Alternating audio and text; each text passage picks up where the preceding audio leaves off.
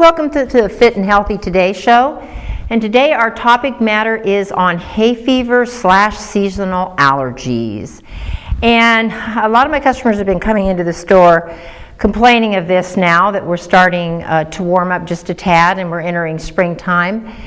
And so I thought I'd address some of the causes, the symptoms, the diet, and the supplements that can be helpful besides the drugs that everybody seems to lately be recommending, prescribing, and taking. First of all, let's define this so that everybody understands what this is the allergic reaction that we normally see is to non-toxic items in the environment, including pollens, dog dander, because all our doggies start to shed, mold, dust, yeast, venom if you get stung, metals, household chemicals, cosmetics. These can all contribute to what we call hay fever or seasonal allergies. Now, what's interesting is I lumped cosmetics and chemicals down on here because if all of a sudden you have all these other things attacking you in the pollens and molds, and then you add on top of that these other items, you're going to become extremely hypersensitive. So the more things that you have an allergic sensitivity to, it's going to pound and pound on top of each other and you'll see more symptoms.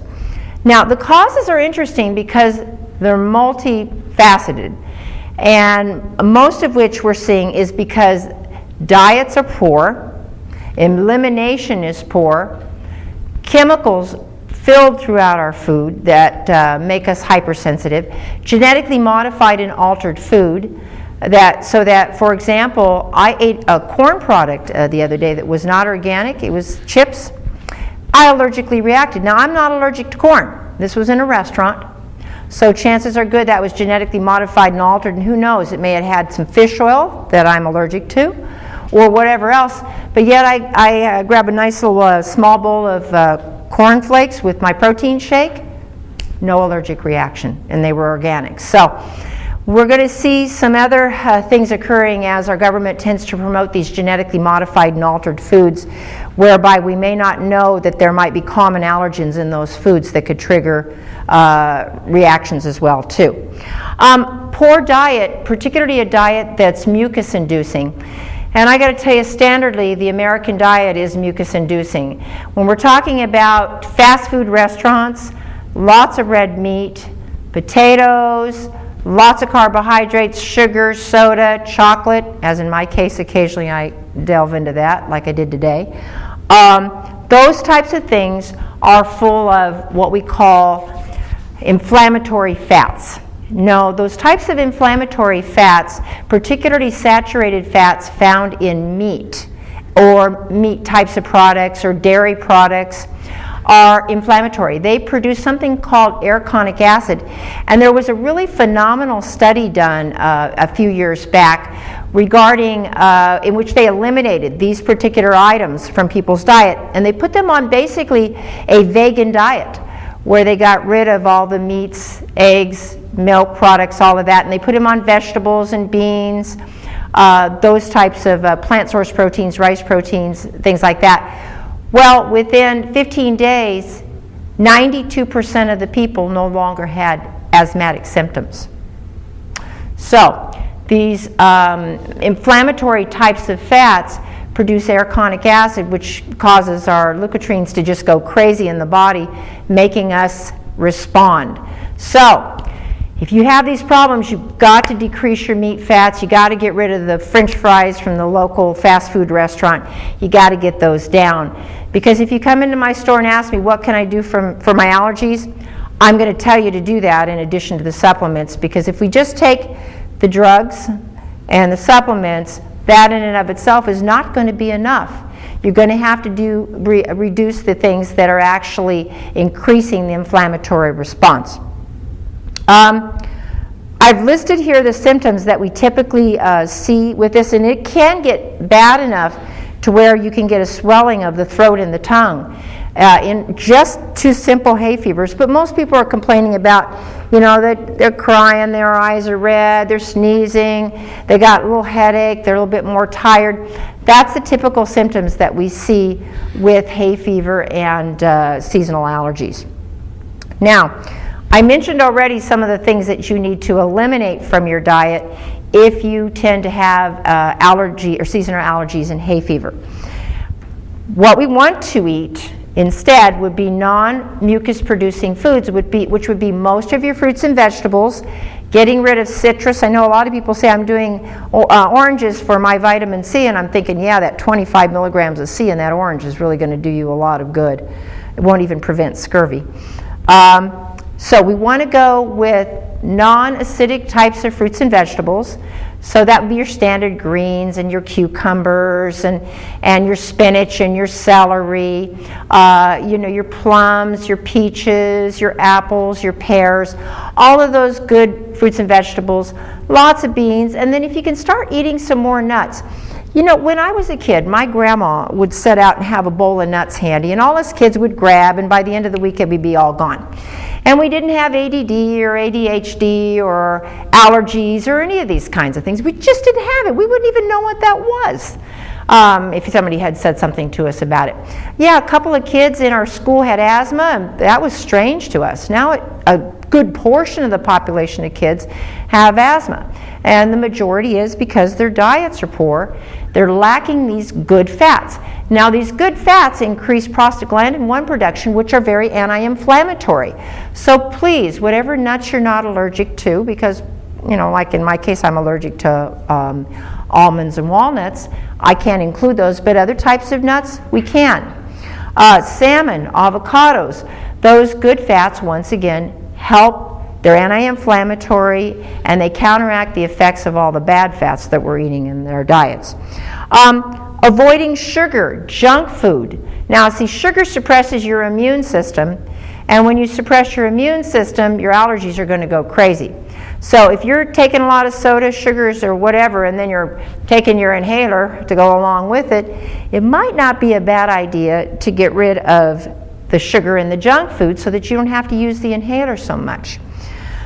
Drinking lots of water to thin mucus, and that's not just mucus in the sinuses, but that's mucus throughout the body, because when you become very thick in your lymphatic system, your mucus content all over throughout the body, your body can't deal with these immunoresponse reactions. It just gets clogged up, plugged up, you get more infections, you get swollen glands. So please, lots and lots of water, good, fresh, wholesome, reverse osmosis purified water would be fantastic. When we're talking about supplements, boy, there's studies on every one of these that I have listed down here. I mean, every single one of them. And I've used the majority of all these, except I have not tried stinging nettles. They all work to some extent. I have allergies, and I'm kind of sensitive to certain things. When my diet is clean and it's good, and I'm not cranking the chocolate or the red meat or that, I don't have them. I don't have reactions. Bottom line, these are the supplements. Homeopathy, simple, cheap little $7, $9, $10 items. They go under the tongue, and actually it was one of the first approved American Medical Association medicines. Very safe while you're pregnant, safe while you're taking other medications. And you can get the homeopathy or homeopathic medicines that are very specific for your symptoms. Most of them have a histamine type of homeopathic that helps you deal with your histamine reactions. They'll have other types of, depending on your symptoms. Now, when we're talking about trying to lessen histamine reaction and decrease mast cell production, besides the diet, here's the supplements that can be very helpful. And there are companies out there that have combinations of these supplements that can help decrease symptoms as well. I know there's a supplement called bromelain sinuses. I can't say the manufacturer, but it contains a combination of bromelain, quercetin, and C, all of which are antihistamine and stop mast cell production. So when we stop the histamine reaction to what the body perceives as a toxic substance that isn't, then obviously then the symptoms go away. Now, what's interesting is you have to do pretty good dosages of these, and with vitamin C, please don't do ascorbic acid. You're going to burn your urine, you could cause kidney stones. don't pull that from your local department store or supermarket. We want to do an ester C or a buffered kind of vitamin C with bioflavonoids, because it's going to stay in the body longer period of time and it won't cause a burning of the urine because it's a alkali form of C. Quercetin. Every single one of these items I have listed on here has double-blind placebo clinical studies. So don't let anybody tell you, particularly in the medical establishment, that these things aren't studied. And we'll talk about some things that actually were found to be as effective as some of the drugs out there that make you drowsy. Well, we'll just jump down. Like, for example, butterbur. Butterbur extract, now it has to be the right type and it has to contain certain substances in it, was effective as Zyrtec. Now, as I recall from my customers, Zyrtec makes you very, very sleepy. So good luck on working with Zyrtec in your body. But butterbur was found to be as effective as Zyrtec. Stinging nettles, double-blind placebo study. 58% of the people saw a marked decrease in their sneezing and itching. And nettle is an herb, and it comes in a little bottle for about $8, and it can stop some of those reactions that you may be having. Now, remember how I talked about the bad fats increasing inflammatory response? We can take supplements. If you're like me, I have a lot of nuts that I'm allergic to. You can utilize flax oil or fish oil to increase those anti-inflammatory responses, because reduction of inflammation and reduction of histamine means no symptoms. Put those two together. So there's ways that we can do it, and a lot of these come in nowadays. They've come up with magic types of supplements that don't even have a taste to them, that you can take them and increase your body's ability to fight the inflammation. MSM.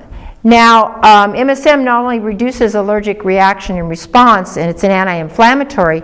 Interesting enough, it works phenomenally well with C for inflammatory in the joints, vascular system, all kinds of wonderful things. So in combination with C, works great for allergies and inflammatory responses. N-acetylcysteine, and we have 2 local doctors that recommend this. This is one of the strongest antioxidants known to man. I have quite a few of my firefighters or people in petrochemicals like mechanics that take N-acetylcysteine, and what it is, it's an amino acid compound that the body converts in combination with C into something called glutathione, and it renders all these things that the body perceives as toxins inert. In addition, it renders the things that are truly toxins, like cigarette smoke and other things, inert. So it lessens the chances of cancer in that regard, because the body can deal with the situation. But in addition to it having that, increasing the body's ability to react or respond to allergens, it also thins mucus. So if we can do 500 milligrams 2-3 times a day on an empty stomach, we can get that thinning of the mucus, get the immune system to where it's not overly responsive to the allergens. Probiotics, and these are way understated. I have seen more people who get put on antibiotics for long periods of time, or for acne, or for sinus infections, or for ear infections, for every infection, whether it's viral or bacterial. And what happens then is these good bacteria get destroyed in the digestive tract. Now, since 80% of the immune system response is right here, guess what happens when you destroy all the good bacteria? The body is not able to identify a friend from a foe. Besides causing you tons of digestive issues, it can't identify a friend from a foe. So, doing good bacteria to build up the, and it needs to be the right kind. We just don't sit there and down acidophilus, and frankly, these things like I'm seeing, like Good Belly or yogurts or things like that, they got minimal amounts of probiotics. I had someone bring me in a Good Belly and it has 1 million acidophilus strains. Okay, it wasn't even a broad spectrum probiotic. Well, I go into my refrigerator, I pull out the cheapest one I have, and I said, okay, this is 8 billion. That's equivalent to doing 8,000 of those little containers that you have in your hand. So please don't be deceived by a lot of these commercials that you're seeing about these particular likes of yogurts to replace truly, if you're taking antibiotics or your immune system is extremely compromised, you need what's called therapeutic dosages, and they need to be broad spectrum with a minimum of 4 to 12 different types of strains. So somebody with knowledgeable at a good health food store can help you with that. A lot of people are afraid to do detoxification. Now, when I'm talking about detoxification, you know that diet that I mentioned earlier about getting rid of all the meat and the saturated fat and going to a vegan diet, even temporarily? That's a good idea, but if it's at the extreme, what we can do is we can do what's called a detoxification. That's for people who have extreme mucus, they're coughing up stuff, and what we can do is we can put them on a vegetable juice type of fasting for 3 days. Now there's clinical data on that as well too. The mucus reduction and over-immunoresponse was almost 100% in people who went through these detoxification processes to help them with allergic responses. So I know a lot of people don't have the ability to do that, but at the minimum, get your fruits and vegetables up. You can do some vegetable juicing. And then green drinks. I know most people are like, what's that? No, I bet that tastes bad. Well, there are some out there that you literally can mix and they taste pretty good. They can be vegetables or mixed with fruit. But what we're trying to do then at that point with a lot of these green drinks or spirulina, chlorella, different types of things, is besides helping you give you some protection from some radiation exposure, they can also help your body detoxify. Those greens alkali the blood, they give you oxygen, and they help your body better deal with whatever environmental toxins, toxic or non-toxic, that the body might be exposed to. There are tests that doctors, and I didn't mark this down on here, that they can run on your immunoresponses and how you're reacting and responding. And there are also food allergy tests that I suggest that people have done in order to find out what food allergies may be making them hypersensitive to. And that's not something that I addressed on here. I have people who have chronic hay fever all year long, or what chronic sinusitis is, which was our topic of our last show. So if we can determine what foods and avoid those foods as well, there are tests out there that a good doctor can run to help enable you to know what foods could potentially make you more vulnerable as well too. Today we're going to be moving on directly to our research portion of our show. Thank you very much.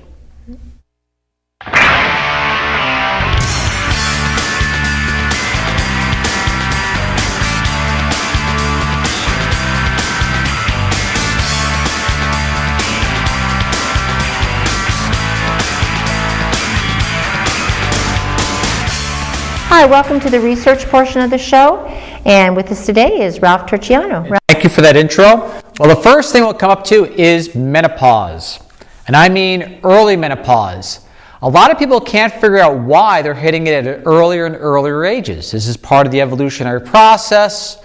Is because we have different diets. Exactly what is it? Well, they found a direct link to one chemical, and it's around you in quite a lot of places, including your cookware, especially Teflon pots, things along those lines. You know, if you turn it on and you cook in Teflon pots next to birds, it kills the birds, or sometimes your pets.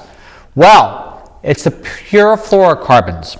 What they said, and this is printed in the Endocrine Society Journal of Clinical Endocrinology and Metabolism. Exposure to chemicals in the environment associated with the onset of early menopause. They found the higher the pure fluorocarbons in the body are associated with increased odds of experiencing menopause in women between the ages of 42 and 64. They've directly related the higher the pure fluorocarbons or PFCs in the blood, the earlier you reached menopause. They said, quote, PFCs are man-made chemicals used in a variety of household products, including food containers, clothing, furniture, carpets, and paints. The broad use has been a widespread dissemination in water, air, soil, plant life, animals, humans, even in remote parts of the world. And you think your diet's pretty clean, you may be avoiding it? Well, 98% of the people in the United States test positive for having PFCs in the blood, or pure fluorocarbons. They also studied 25,957 women between the ages of 18 and 65. This was not a small study to test this chemical in the blood. And they found that the higher the serum concentrations of the pure fluorocarbons, the lower the estradiol levels were in the blood. Yes, estradiol, something many of you had gone to doctors to get supplements of, whether it be through Premarin or some other source at that time. Isn't it ironic the fact that you may not have even needed it at all if you just got the pure fluorocarbons out of the kitchen or the house, period. So these things are affecting you very negatively. They said there is no doubt there is an association between PFCs and the onset of menopause. Again, no doubt.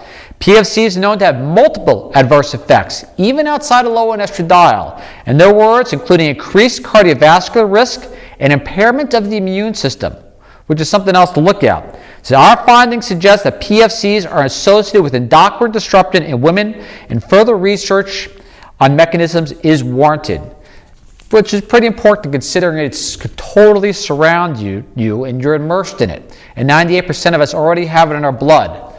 Well, something to think about, if not for our generation, the next generation.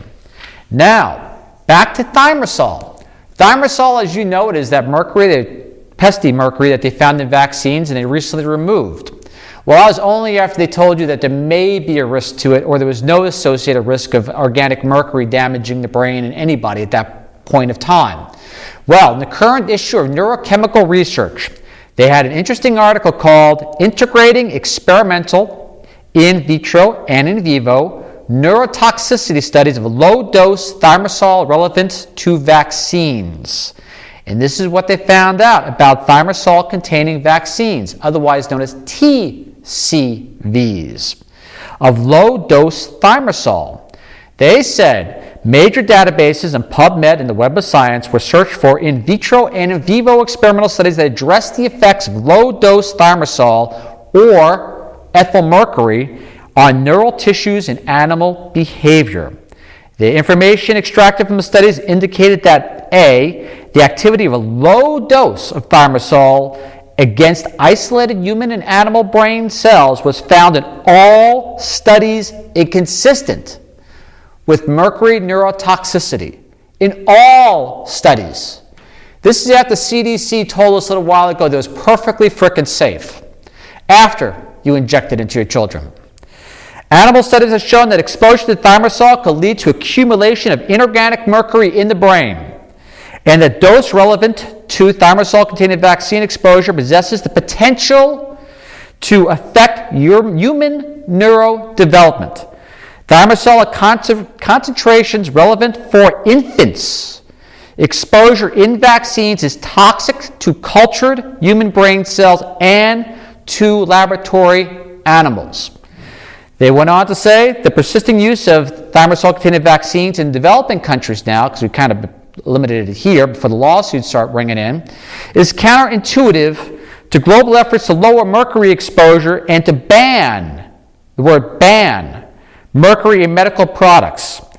Its continued use in vaccines requires evaluation of a sufficiently non-toxic level of ethyl mercury compatible with repeated exposure, especially early in life. It's important. So, without a doubt, the thimerosal does affect neurodevelopment in humans and does damage brain tissue. What their basic question is, how much brain tissue can we afford to damage before we begin to notice it? Thank you really a lot, CDC. You're really on the ball on this one. Sure, I'm going to trust you with making vaccines mandatory in the future. But here's some good things coming out of the Children's Hospital of Philadelphia, and also printed in December 10th print edition of Diabetes. If you have a weight problem during pregnancy or have been unable to control your weight effectively and you're giving birth to a child, there's an easy way not to pass on a lot of the factors that may relate to obesity. And they found out this. When feeding rats antioxidants, your vitamins, for example, like A, C, and E, during pregnancy, in their words, not mine, completely prevented obesity and glucose intolerance in the offspring. Again, December 2010 print edition of Diabetes. In part, by causing inflammation, furthermore, obesity during pregnancy creates an abnormal metabolic environment and during human gestation, which makes it easier to pass on obesity. They found that basically among the rats that ate only the Western diet, the offspring had significantly higher measures of inflammation and oxidative stress as early as 2 weeks of age, and were significantly fatter with impaired glucose tolerance compared to control rats. However, the rats or mice, whatever, eating the Western diet plus antioxidants had offspring significantly lower in oxidative stress as well as no obesity and significantly better glucose tolerance. And those effects persisted at 2 months of age. Something really interesting to think about if you want to give your infant child the best start in life. Start looking at antioxidants. Maybe consider consuming them, in your diet or through a multivitamin prior to giving birth. What an incredible thing to make it easier for your child in regards to maintaining their metabolism later on in life. And now, as far as talking metabolism, this one surprised me too. And this one is coming out in the future publication of Clinical Nutrition. And this is a big thumbs up for safflower oil. They found out in an article titled, "A dose of safflower oil each day might keep heart disease at bay." It's only one of the benefits. They found the daily dose of safflower oil, a common cooking oil, for 16 weeks can improve such health measures as good cholesterol, blood sugar, insulin sensitivity, and inflammation in obese post-menopausal women who have type 2 diabetes. That's only part of it. The finding comes about 18 months after the same researchers discovered that safflower oil reduced abdominal fat and increased muscle tissue, reduced fat and increased muscle in this group after just 16 weeks of daily supplementation. How much safflower oil? In this case, is only 1 2/3 teaspoons. It's what an incredible thing. And again, just to give you a couple ideas, they found out safflower oils associated with reduced abdominal fat took the researchers totally by surprise. But here's also something that took them by surprise. After a little bit of time, 16 weeks, they had roughly 17.5% decrease in C-reactive protein, a protein that shows inflammation. 2, they showed that safflower oil lowered fasting blood sugar levels by between 11 and 19 points on average. And 3, within 12 weeks, the safflower oil led to a 14% increase in HDL, that good cholesterol. And they said the women had been instructed not to change their diets during the study, and self-reports of food intake showed that eating habits did not change while they were taking the safflower oil. You don't have to do anything. Just add some safflower oil. Well, thank you very much for letting me speak, and thank you. Absolutely. I've been getting more demands for that, too. Thank you very much for joining the show. I hope this research and information helps you. Look for your own cures whenever you can. Thank you very much.